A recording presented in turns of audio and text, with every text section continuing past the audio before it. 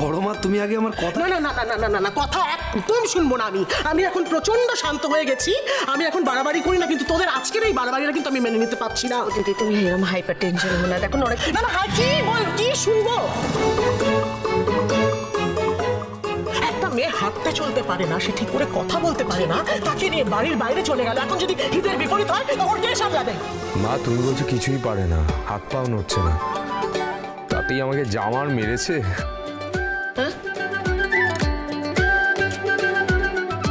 মার মেরেছে মানে? বিশ্বাস হচ্ছে না তো? এই দেখো দেখো,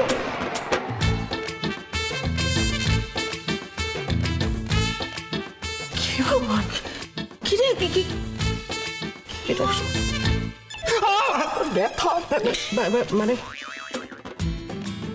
সুদীপা? হ্যাঁ সুদীপা। কি বলছিস আমি বুঝতে পারছি না। এই যে মা,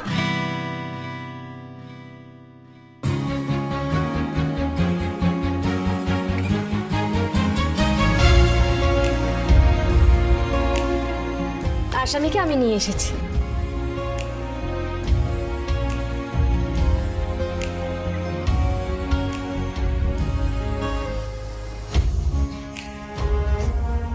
সুদীপা,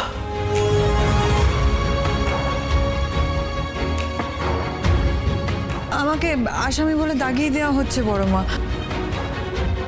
আমার কোনো দোষ নেই, সবাই মিলে আমাকে ভুল বুঝিয়েছে। ও কথা বলছে দিদি। ও তো নিজে হেঁটে এলো। তুমি ঠিক হয়ে গেছো সুদীপা? একটু বেশি ঠিক হয়ে গেছে।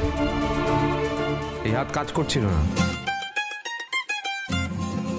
এখন যে হাতে কাজ দেখলাম 4 গুণ জোর বেড়ে গেছে।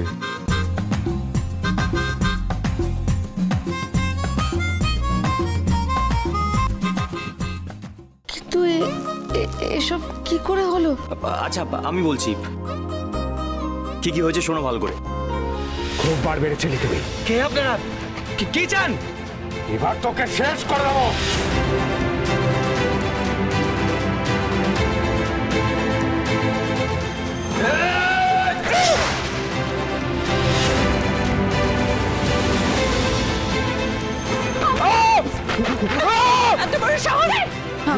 আমার স্বামীর গায়ে হাত তোলা।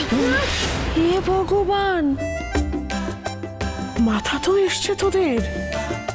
কি সাংঘাতিক তোরা। হ্যাঁ, একটা বড় ধাক্কা না দিলে হতো না। কিন্তু আদিত্য, এ তোদের ঝুঁকিও ছিল বল। হ্যাঁ সেটা ছিল, কিন্তু কষ্ট না করলে কেষ্ট পাওয়া যাবে কি করে? হ্যাঁ, কিন্তু এখানে কেষ্ট না, আদিত্য সুদীপাকে পেয়েছে।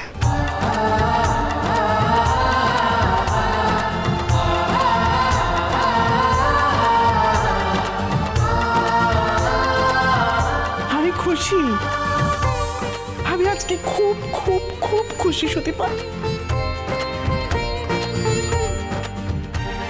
সেই কথার পৃষ্ঠে কথা বলা মেয়েটা বুক বুঝে সারাক্ষণ হুইল চেয়ারে করে ঘুরে বেড়াচ্ছে, এটা আমি সহ্য করতে পারছিলাম না।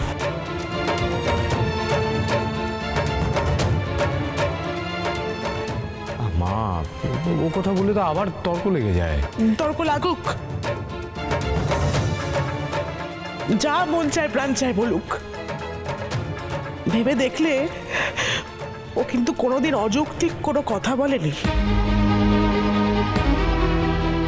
যা বলেছে আমাদের ভালোর জন্য।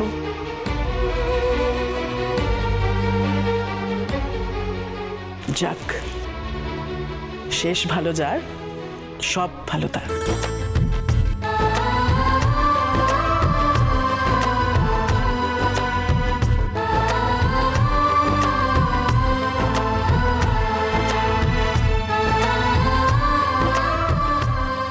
না, এখনো শেষ হয়নি।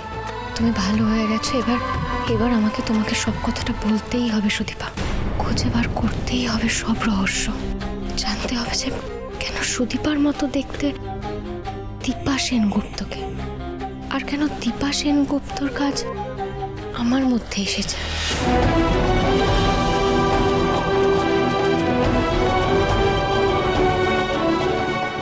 সুদীপা তো অনাথ আশ্রম থেকে আসা, ওর আসল পরিবার হতেই পারে ওই সেনগুপ্ত পরিবার, কিন্তু কিন্তু আমার তো সেটা নয়। তাহলে কি করে ঠিক ওর মতো লকেট আর আর এত কাছাকাছি নামের লকেট আমাদের বাড়িতে এলো?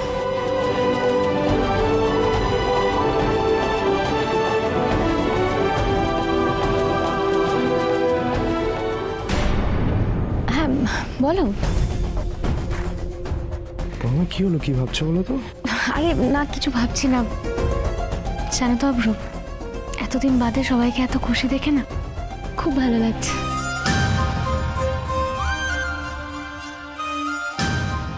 শোনো না, বলছি সুদীপার সাথে আমার একটু জরুরি কথা আছে, আমি এক্ষুনি কথাটা বলেই চলে আসি। কি হলো? এখন সবাই একসঙ্গে আছে, এখন আলাদাভাবে কথা বলা যাবে না। অভ্র, জরুরি কথা আমি বলি। চাইছি না তুমি এখন আলাদাভাবে কোথাও যাও এবং কথা বলো, এটা বুঝতে পারছো না তুমি?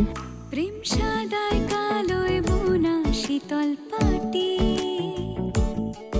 তারি যত্নে উঠোন হয় মনের মাটি। প্রেম সাদায় কালোয় বোনা শীতল পাটি,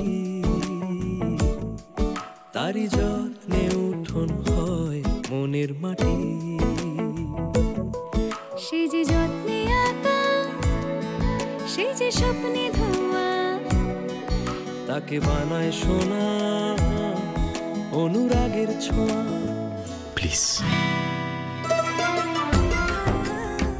আচ্ছা আচ্ছা সবাই শোনো, আমার একটা কথা বলার আছে সবাইকে।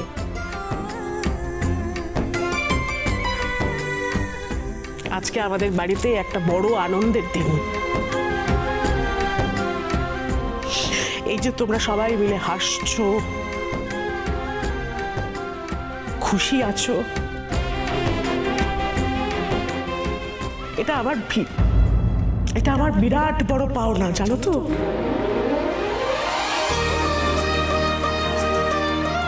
আমি খুব খুশি, আমি আজকে খুব খুশি দিরা। আমি আনন্দে হয়তো সব কথা গুছিয়ে বলতে পারছি না, কিন্তু তোমরা বিশ্বাস করো, অনেক বছর পরে আমার নিজেকে খুব হালকা লাগছে ইন্দিরা। কেমন যেন মনে হচ্ছে যে জীবনের বেশিরভাগ সময় আমি একটা অন্ধকার কুয়োর মধ্যে কাটিয়ে দিলাম।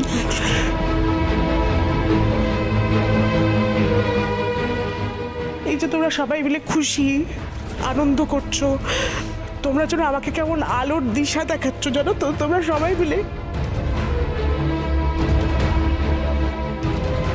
খুব খুশিতে থাকো, খুব আনন্দ করো, আমি এটাই চাই। আমি শুধু ঈশ্বরের কাছে প্রার্থনা করি তোমরা সবাই খুব খুব খুব ভালো থাকো। মা, গুছিয়ে বলতে পারছো না বলে যা বলছো তাতে আমাদের চোখে জল এসে যাচ্ছে। এবার তুমি থামো।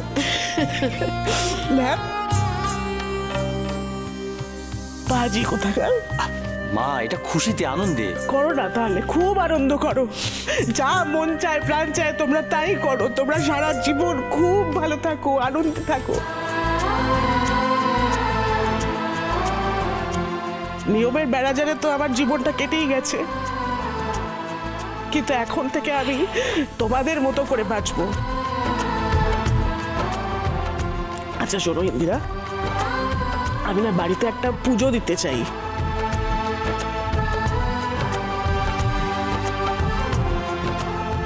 যাতে তোমাদের সবার মনের ইচ্ছে পূরণ হয়,